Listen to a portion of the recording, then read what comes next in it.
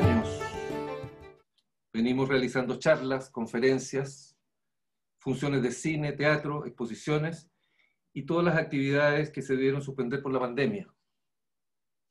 Hoy estamos muy contentos porque, pese a todos los inconvenientes, comenzamos nuestro ciclo Historia de las Religiones con invitados relevantes, como son el padre George Abed, que nos hablará de la historia de la Iglesia Ortodoxa, Monseñor Fernando Chomalí, que contestará la pregunta ¿qué significa ser católico?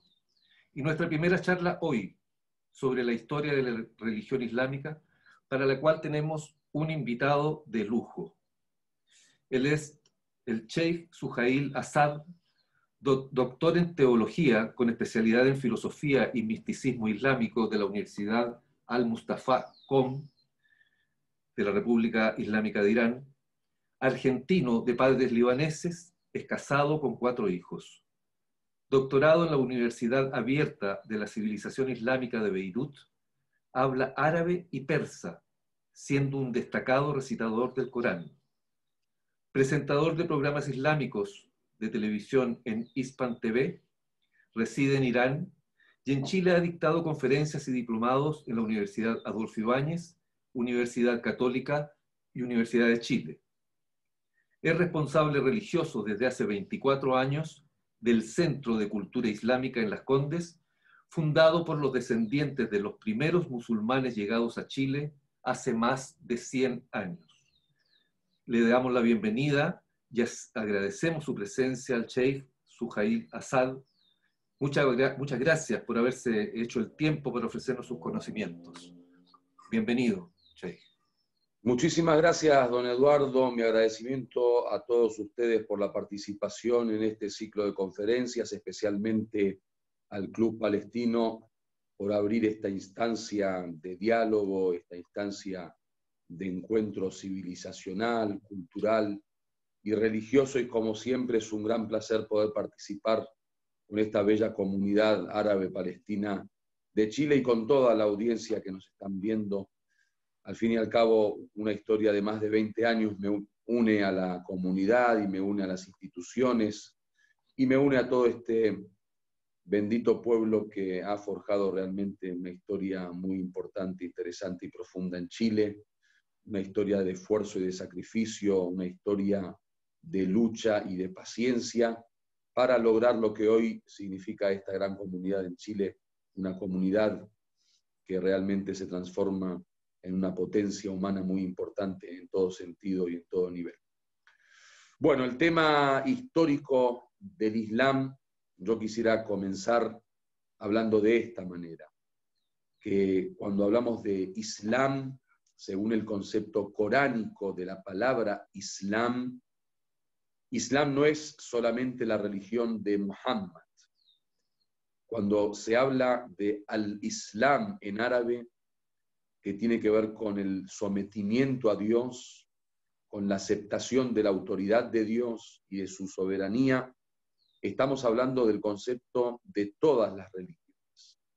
Según esa aleya que dice que el Islam es la única religión de Dios, no está hablando de la religión del Corán ni de la religión de Muhammad, sino que es un único mensaje que Dios envió a todos los pueblos durante todas las etapas de la historia y que en árabe a esa sumisión a dicho mensaje, a esa aceptación de dicho mensaje se lo llama Islam, porque justamente Islam tiene que ver con la entrega del siervo a esas órdenes divinas, esa aceptación del corazón. Por lo tanto, la primera definición de Islam es una definición general. Todos los enviados de Dios vinieron con al-Islam en árabe, es decir, con esta invitación de que los seres humanos acepten el mensaje divino. Por lo tanto, la aceptación del mensaje divino por parte del hombre es lo que llaman, etimológicamente hablando, Islam.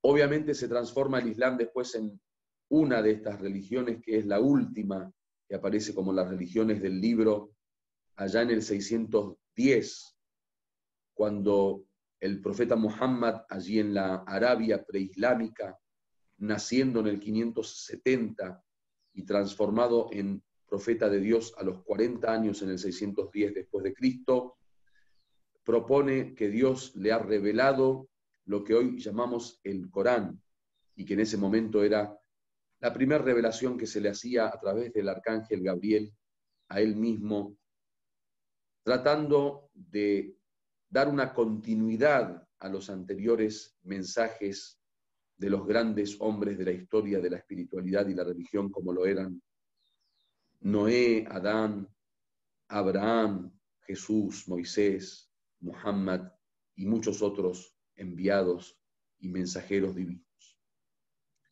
Entonces, el primer punto que hay que tocar con respecto a la historia de las religiones y la manera de poder interpretar ese momento histórico que le toca como protagonista a cada religión, especialmente las religiones del libro, como lo son el judaísmo, el cristianismo y el islam, es que estamos hablando de un único mensaje y originalmente de una única religión, que es justamente la voluntad de Dios, el mensaje de Dios, el contenido de dicho mensaje y su invitación para seguirlo y obedecerle. Por lo tanto, no tenemos diversas religiones, tenemos una sola religión, que es la religión de Dios, pero que esa religión va a ir pasando por diversas etapas históricas y según las condiciones culturales, sociales de cada época va a ir tomando un color determinado y finalmente un nombre determinado. Por eso nosotros creemos que el origen de todos los mensajes divinos es uno.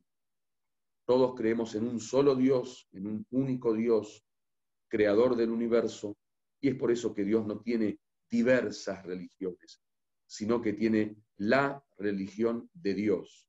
En una época se puede llamar judaísmo, en una época se puede llamar cristianismo, en otra época se puede llamar islam, pero al fin y al cabo no es más que un mismo mensaje que va a ser de alguna forma esa única realidad religiosa que Dios propone para los hombres. Entonces, si la religión de Dios es una y única, porque el mensaje de Dios es uno y único para todos los hombres, en la interpretación histórica del desarrollo de las religiones, no deberíamos estudiar la historia de las religiones como momentos separados en el tiempo. No deberíamos ver a las religiones como fenómenos únicos, contradictorios, distintos, diferentes y separados, sino que hablar de una única historia de la religión que va a pasar por varias etapas, así como cuando alguien habla, por ejemplo, de la formación de un alumno en una escuela, es un único alumno con una única formación, pero que va pasando de año a año, de grado a grado, para ir desarrollándose, pero no estamos hablando de distintas escuelas o de distintas formaciones o de distintos individuos, sino estamos hablando de una misma escuela, una misma corriente que va a empezar con Adán como primer profeta, terminando con Muhammad como el último de los profetas, pasando a través de 124.000 profetas que propone la historia de las religiones. Por lo tanto, nuestra visión no es que las religiones compiten entre sí. Nuestra visión no es que las religiones vienen a acabar con lo anterior de la anterior religión, a eliminar las anteriores enseñanzas para proponer nuevas enseñanzas, sino que por el contrario, vemos a la historia de todas las religiones como la construcción de una única y sola civilización divina que va a comenzar con el comienzo de la humanidad y va a finalizar con el fin del mundo. Es por eso que el Islam, cuando habla de los diversos mensajes, no dice que el Islam viene a proponer una nueva parábola, una nueva definición o un nuevo paradigma, sino que al contrario habla del Islam del Corán y del profeta Muhammad como el sello de las religiones. El sello vendría a ser la continuidad de los anteriores mensajes que va a ser sellado finalmente a través del Islam, del Corán y de Muhammad. Por lo tanto, es importante entender que Dios, cuando crea el mundo y decide guiarlos a través de sus enviados y mensajeros, obviamente no hay contradicción en la guía de Dios, como que para cuando envía un enviado lo envíe con un mensaje y cuando envía un segundo enviado lo envíe con un mensaje diferente, en absoluto. Dios guía al hombre hacia su camino y el camino es uno y el objetivo es uno, la meta es uno, es una y el medio de comunicación entre Dios y los hombres es uno, que es justamente la revelación y los enviados y mensajeros. Por lo tanto, cuando hablamos de judaísmo, de cristianismo, de islam y de todo mensaje que Dios ha enviado como guía para los hombres, estamos hablando del mismo proyecto que Dios establecerá con, obviamente, distintas condiciones, simplemente porque el cambio del tiempo y el espacio y el desarrollo de la humanidad a través del tiempo y la prolongación de la historia va a requerir de un accionar diferente y de una interpretación diferente, pero no porque el mensaje de Dios haya cambiado, sino porque la realidad del ser humano en tiempo y espacio ha cambiado. Con esto quiero decir que cuando hablamos de Islam no estamos hablando de algo extraño a los demás mensajes divinos, ni algo nuevo, ni algo diferente, ni algo que viene a cambiar los antiguos paradigmas, sino que estamos hablando de una misma realidad con un diferente ropaje. El Islam que comienza con Muhammad, conocido en Occidente o en nuestro idioma español como Mahoma, comienza en la península arábiga, donde hoy se encuentran ciudades como Meca y Medina, que son dos grandes ciudades de la actual Arabia Saudita. Meca había sido históricamente un lugar de encuentro de la espiritualidad, un lugar de encuentro entre el cielo y la tierra, ya que ahí en Meca se había construido la primer casa de adoración, el primer lugar de devoción, ya que cuando Dios creó a Adán en su descenso del paraíso, ese paraíso que de alguna manera era un paraíso no el del fin del mundo o el de la otra vida, sino un paraíso intermedio, al descenso de Adán, él descenderá en Meca y en ese descenso Dios le ordenará construir la primer casa para ser adorado.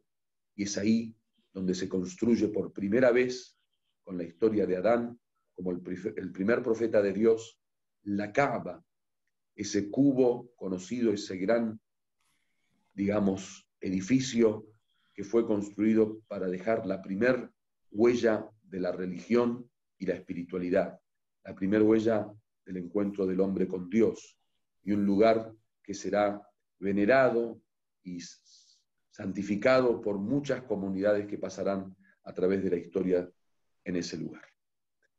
Con el diluvio de Noé, la Kaaba es destruida, como muchas partes del mundo terminaron en total destrucción. Y es ahí donde, después de esa destrucción, finalmente con la venida de Abraham, Dios ordena nuevamente a Abraham a reconstruir la Kaaba para dar nuevamente color a esta historia de la civilización divina. Hablo de civilización divina y no de mera religión, porque consideramos que los mensajes de Dios y la revelación no simplemente es un mensaje que viene a enseñar al hombre cómo relacionarse desde lo espiritual, sino además enseña al hombre cómo construir este mundo, cómo construir la vida individual del hombre, la vida familiar del hombre y la vida social del hombre. Consideramos que todos los enviados de Dios han sido guía no solamente para rezar, suplicar y ayunar, sino que han sido guías para poder construir la personalidad del ser humano en todas sus dimensiones. Creemos que los enviados de Dios en la historia de la espiritualidad han colaborado en la construcción de este hombre a través de su pensamiento, a través de su sentimiento, de su comportamiento y su conducta, a través de los valores y los principios, a través de la formación de sociedades, a través de formación de leyes y normas para la administración de las sociedades, a través de infraestructuras políticas y gubernamentales para poder dar orden a dichas sociedades y comunidades. Por lo tanto, a todo eso llamamos la construcción de la civilización. Y si llamamos construcción, justamente la construcción, como todo edificio que va a ser construido, tiene sus diversas etapas.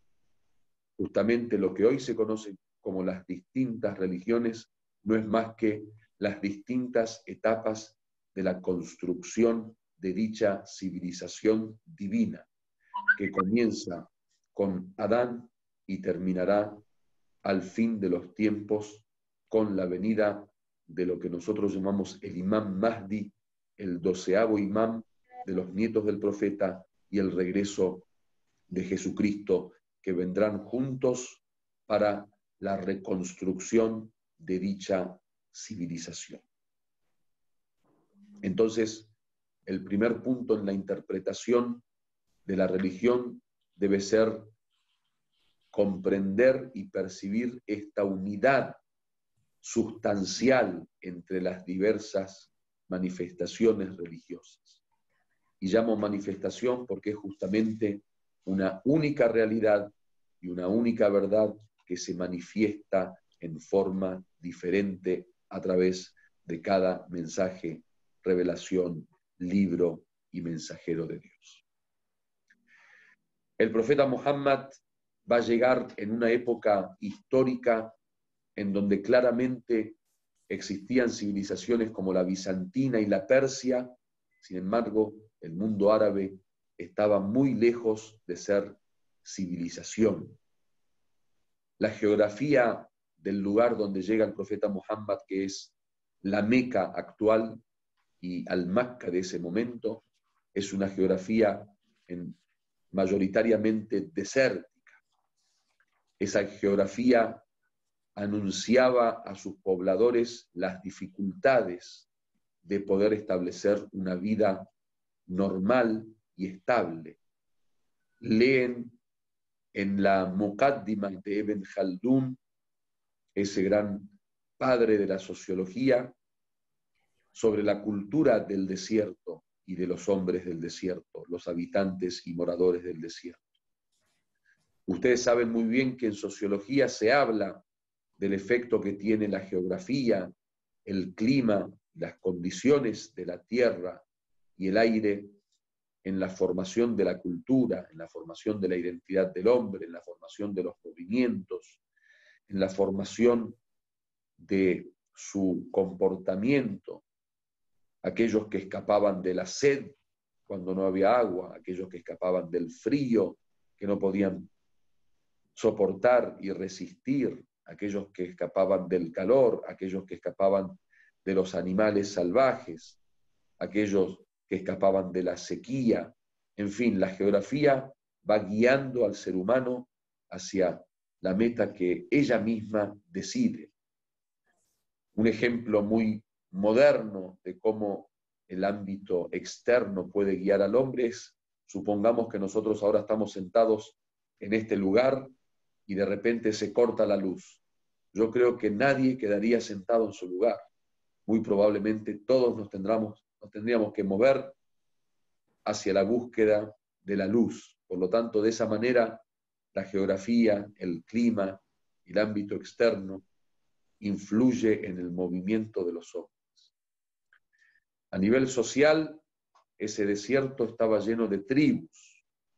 muchísimas tribus que solo en Meca, cuando contaban los ídolos, porque se había tergiversado el verdadero monoteísmo y se habían transformado en adoradores de ídolos. El Corán llama asociadores, asociaban a Dios a ídolos. Habían contado 360 ídolos dentro de la Kaaba, que cada ídolo pertenecía a una tribu, por lo tanto existían cientos de tribus que convivían en esa dura naturaleza desértica de la Meca. A nivel orden social, si estamos hablando de tribus, obviamente no existía un gobierno unificado. Era el gobierno de cada tribu de forma autónoma, es decir, que cada tribu significaba y representaba una unidad social y política, con sus propias normas, leyes, usos y costumbres, a pesar de que tenían muchos puntos en común, como por ejemplo la lengua o la alimentación o el comercio, de alguna manera también tenían puntos de distinción, porque la tribu culturalmente se desarrollaba de la forma que cada grupo tribal establecía para sí mismo. En cuanto al gobierno de las tribus, obviamente no era un gobierno sofisticado, no era un gobierno con normas o constitución, no era un gobierno de leyes claras, no era un gobierno de orden político, ni de nominación política. No había tribus de derecha o de izquierda, tribus capitalistas o comunistas. Eran obviamente tribus que no tenían una identidad política marcada como para reconocerlas a través de cierta corriente política o cierto sistema de gobierno. Esas tribus se imponían ante las demás tribus a través del poder y la fuerza. Cuanto más dinero se poseía, más poder se poseía. Cuanto más fuerza militar se poseía, más poder material se poseía. Entonces, de alguna manera, eso había hecho de ese orden social un caos bastante profundo. Existían guerras que eran heredadas de generación en generación, llegando al punto que cierta generación ni siquiera sabía por qué se había comenzado la guerra, pero que como le había llegado como herencia, había que continuarla.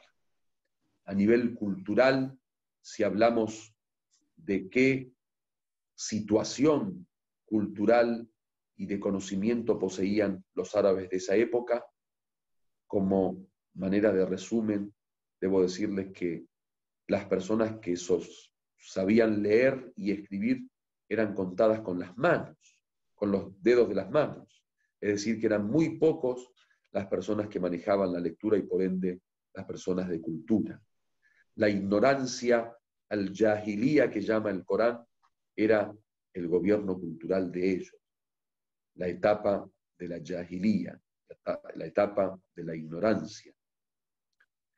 Esa ignorancia había llevado al hombre a un grado de destrucción moral, de decadencia ética. Había hecho de esos hombres animales salvajes. El Corán cuenta cuando se ennegrecían los rostros de los árabes de esa época, cuando les nacía una niña, una hembra, una mujer como hija. Era una gran vergüenza para ellos el tener una hija. Entonces se había hecho cultura el hecho de enterrar a la niña viva. Disculpe.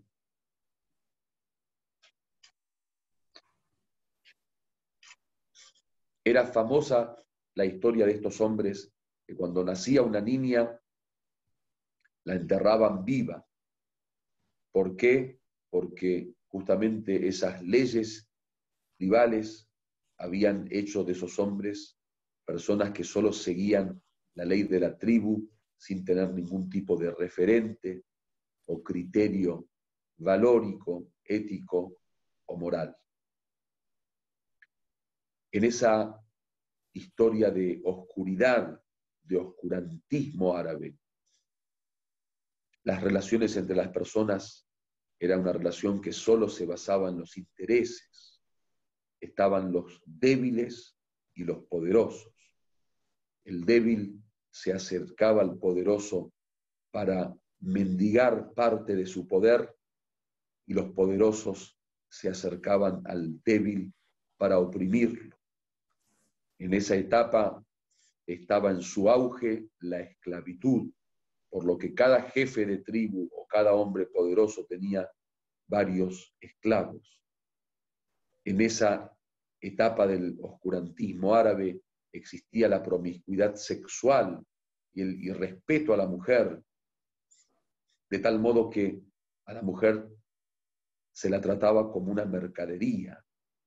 La mujer no tenía ningún tipo de valor más que el beneficio sexual que se podía tener o como esposa o como esclava o simplemente como víctima del abuso sexual. En cuanto a lo religioso y lo espiritual, su decadencia era tan grande que llegaron a creer que ídolos hechos de piedra por sus propias manos y hechos de masa y de dátiles y hechos de madera por sus propias manos se convertían en semidioses y los respetaban, adoraban y veneraban. Pero era tal la decadencia espiritual y religiosa, juntada a la decadencia de cultura y sabiduría, conocimiento, estas personas que ellos mismos construían algunos de sus ídolos con sus manos, con pan y dátiles, cuando estaban con hambre, se los comían. Por lo tanto, estamos hablando de un grado de bajeza humana que realmente no tenía ningún tipo de lógica. En cuanto a las relaciones comerciales, ellos, los poderosos y los ricos de los diversos clanes y tribus, hacían diversos viajes a Siria y al Yemen. El Corán habla de los viajes del verano y del invierno, y hacían intercambios comerciales, traían mercadería de allí y sacaban mercadería también desde la Meca. La Meca se había convertido en un gran mercado, lo llamaríamos hoy una gran zona franca, donde muchos de los habitantes de los lugares de alrededor se acercaban a Meca como el gran mercado, el gran shopping de la época. En ese oscurantismo, en esa decadencia moral, en esa ignorancia que gobernaba, aparece el Islam y el profeta Muhammad para proponer una gran transformación. Una transformación que iba a ser tan profunda que luego de 100 años de la desaparición del profeta, el Islam iba a ser un componente fundamental para la construcción de la nueva civilización andalusí en países como España, por ejemplo.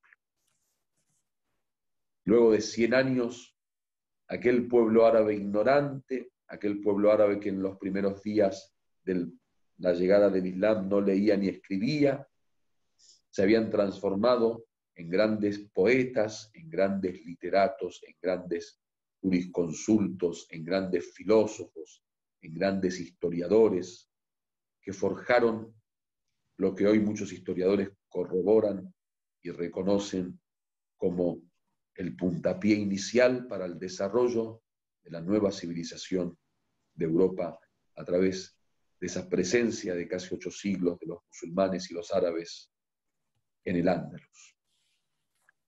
Entonces el profeta tuvo un acto civilizatorio fundamental en la construcción de una nueva sociedad, en dar una nueva dirección a aquellos árabes que vivían solo para comer, beber y dormir. Comenzó la construcción de la sociedad en la Égira, esa emigración que hace desde Meca a Medina para construir la nueva sociedad. después de haber difundido el mensaje del Islam a diversos individuos en la Meca, se dirige a Medina para construir ya la primer comunidad, la primer sociedad y el primer gobierno islámico.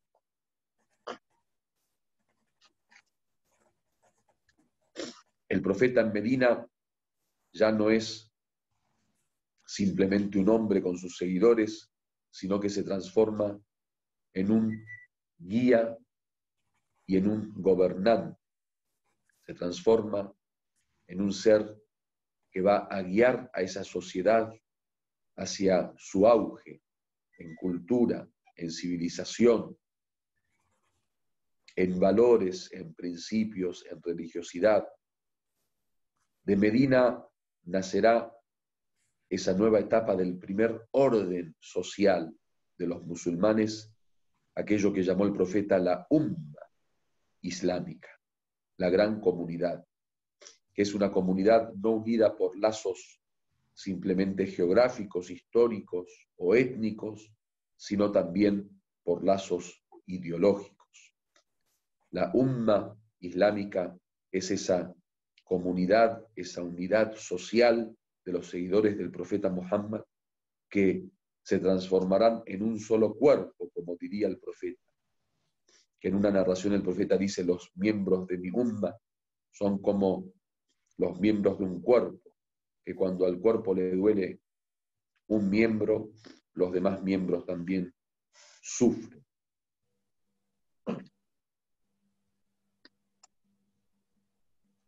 Después de la construcción de esa comunidad, el profeta los organiza y los ordena a través de un gobierno, donde va, obviamente, a considerar también la convivencia con las minorías religiosas.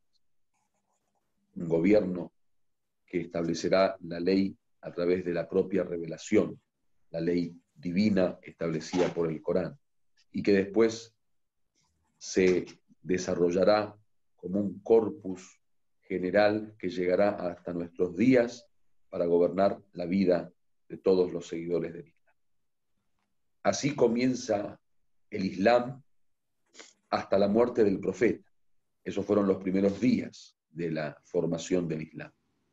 Con la muerte del profeta ocurre un suceso que afectará a todo el futuro y el devenir del Islam y los musulmanes, que es las distintas interpretaciones que existieron sobre la sucesión del profeta y de cómo iba a continuar este mensaje, esta comunidad, esta sociedad y este gobierno. Aquí aparecen estos dos nombres que todos habrán escuchado, los sunitas y los chiitas. Según la versión chiita, los chiitas dicen que el profeta estableció a Ali, su primo hermano y yerno, como el sucesor de su misión. Entonces, los seguidores de Ali, en árabe Shi'atu Ali, serán aquellos que defienden esta postura, que el sucesor de Dios tiene que ser elegido por Dios a través de su mensaje al profeta y el profeta a través de su comunicación con el pueblo. Hay otro grupo que tiene una interpretación diferente, que son nuestros hermanos sunitas. Ellos consideran que el profeta no ha dejado sucesor alguno y que se ha ido de esta vida sin la necesidad de establecer quién será su sucesor después de él. Obviamente, en el sunnismo, ellos no tienen un número específico de sucesores, ya que su orden y su metodología para la elección del sucesor es diferente. En el chiismo se cree que los sucesores del profeta fueron 12, los famosos 12 imames, empezando con Ali, continuando con Hassan y Hussein, luego los hijos del Hussein, hasta llegar al último de los imames, el imam Mahdi, que es el que llamamos el imam oculto, que reaparecerá al fin de los tiempos junto con Jesús para establecer un gobierno de paz y justicia universal después de haber estado el mundo lleno de opresión, desigualdad e injusticia. Entonces, con esta primer división existe una nueva interpretación de la historia. Los chiitas se transformarán en aquellos que no han logrado quedarse con el gobierno que había establecido el profeta, porque según su visión, un grupo no siguió el consejo profético de la sucesión de Ali y eligieron a sus propios califas. Los primeros 3 califas, Abu Bakr, Omar y Osman. El 4º califa será Ali, ya que los mismos sunitas y los mismos musulmanes de esa época habían elegido a Ali de forma directa. Ellos mismos le pidieron a Ali que venga y que los gobierne, porque ya habían tenido una mala experiencia con la anterior etapa. De ahí se van a forjar estas 2 líneas, estas 2 corrientes de pensamiento, estas 2 escuelas de jurisprudencia y de creencia que van a crear esta división en el Islam. Y que va a llegar hasta nuestros días. Y para resumir, porque no hay tanto tiempo, en nuestros días el chiismo se desarrolla en países como la República Islámica de Irán, gran parte de la población de Irak, algo de la población del Líbano, una gran minoría en Siria, una gran mayoría en Azerbaiyán, en, por ejemplo, Bahrein, en Kuwait y en algunos otros países, con una gran cantidad de chiíes, por ejemplo, en Nigeria, en Indonesia, en Pakistán y en la India. Los demás países van a ser de mayoría sunita. Obviamente ese primer punto de división que existió entre los sunitas y los chiitas, a través del tiempo y del desarrollo histórico, van a crearse obviamente muchísimas más diferencias que van a ser 2 versiones totalmente distintas de la interpretación de la historia, y que quizá, si no afecta tanto en la identidad cultural de los musulmanes de hoy en día, sí afecta a nivel pensamiento y en la manifestación de algunas cuestiones de creencia y de jurisprudencia. Bueno, pasaron 40 minutos. Yo creo que es suficiente por hoy. Si hay alguna pregunta, estoy a su disposición. Un gran placer para mí. Muchísimas gracias por haber participado. Gracias a usted, doctor.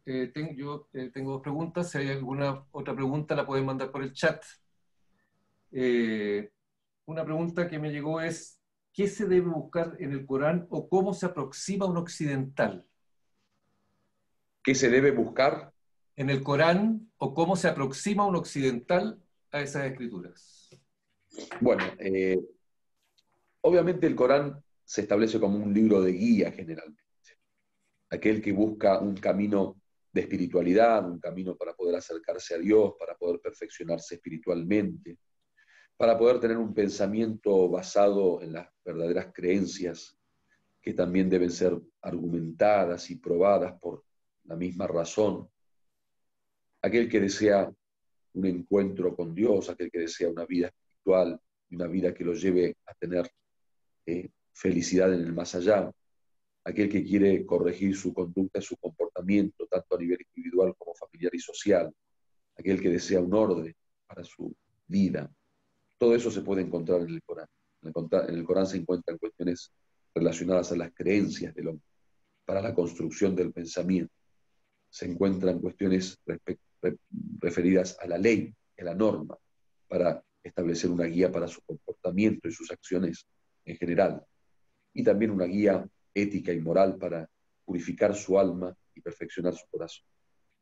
La forma de aproximarse, yo creo que la mejor forma es justamente ir a las fuentes, el poder aprender el Islam en los centros donde de alguna manera hay cierta autenticidad, cierta credibilidad, a través de personas que sean estudiosos, investigadores de la religión, que tengan autoridad, digamos, académica o científica o religiosa para poder transmitir la realidad del texto coránico. Existen muchas interpretaciones del Corán, lo que llaman en árabe tafsir, que tiene que ver con justamente todas estas explicaciones y exégesis que se hacen sobre tanto la dimensión lingüística del Corán como la dimensión de su significado, tanto exotérico como eso. Eso es un pequeño resumen. Sí, sobre lo mismo, usted habla que el Corán da ciertos parámetros y normas para la vida de las personas. ¿También para la sociedad? Sí, lo dije en algún momento cuando hablamos que el mensaje de Dios es una guía a nivel individual, familiar y social. También está establecido cuando dijimos que en Medina el profeta, además de construir una comunidad, construyó un gobierno.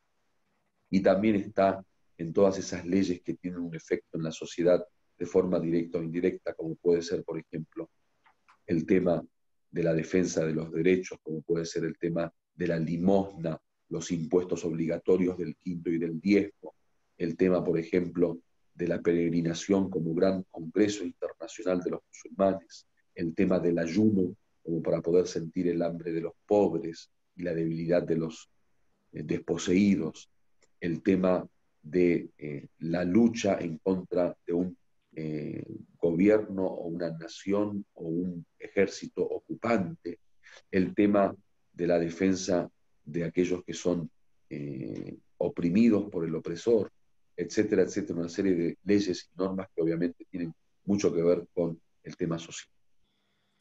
La última, Che, que me parece interesante. Dice, chiitas y sunitas vienen de un mismo Dios. ¿Tienen también distintas lecturas, después de la separación, tienen distintas lecturas de las escrituras? Sí, son interpretaciones distintas porque los personajes que van a seguir cada grupo son totalmente diferentes. Por ejemplo, a nivel jurisprudencia, nosotros seguimos la escuela Ja'farita, que es la del imam Ja'far al-Sadiq, uno de estos 12 imames nietos del profeta, mientras que los sunnitas siguen 4 escuelas de jurisprudencia de 4 sabios diferentes, por ejemplo. A nivel creencia también, nosotros, por ejemplo, creemos en el imamato, que es justamente la sucesión del profeta a través de la orden divina, mientras que ellos creen en el califato. Del mismo modo, en muchas otras cuestiones de detalles de creencia y doctrina, como de ideología. Bueno, quiero comentarle a todos los asistentes, que son muchos, que esta charla ha sido transmitida por Arab TV a través de su canal de YouTube, en directo. Quiero agradecer al Sheikh Suhail Hassad por su tiempo, por su sabiduría, nuevamente, segunda vez que nos encontramos en una charla suya, y siempre quedo con la satisfacción de escuchar una persona que sabe mucho y que entrega su conocimiento con mucho cariño. Muchas gracias. Muchas gracias a ustedes, Eduardo. Un gran saludo para todos. Que Dios te recompense a vos y a toda la gente del Club Palestino, a la gente de Arab TV, a todos los televidentes. Y que Dios les bendiga a todos. Muchísimas gracias. Muchas gracias. Damos por terminada esta reunión. Les agradezco a todos la presencia y los esperamos el 1 de octubre con la Iglesia Católica. Hasta luego.